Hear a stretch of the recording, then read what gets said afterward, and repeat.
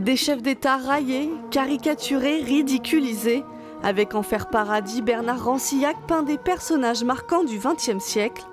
L'artiste français croque depuis 70 ans l'histoire avec un regard acerbe.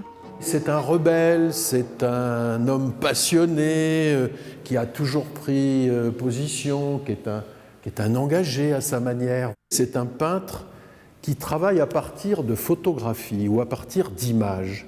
C'est-à-dire que, si vous voulez, c'est un peintre qui a beaucoup réfléchi dans les années 60-70 du siècle dernier au rôle de la photographie dans les magazines. Rancillac dit, au fond, nous ne savons plus regarder le monde tel qu'en lui-même, nous ne le regardons plus qu'avec des photos, qu'à travers des photos qui peuplent nos mémoires. Ce qu'il préfère, c'est montrer la vie. Bernard Rancillac utilise la couleur vive pour attirer l'œil et faire réfléchir à l'actualité.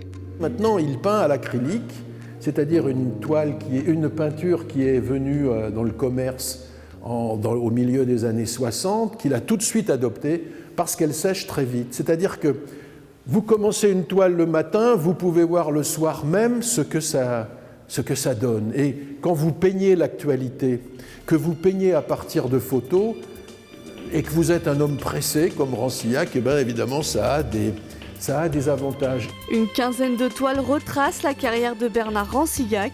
L'exposition yvelinoise complète la rétrospective proposée actuellement par le Musée de la Poste à l'espace Niemeyer à Paris.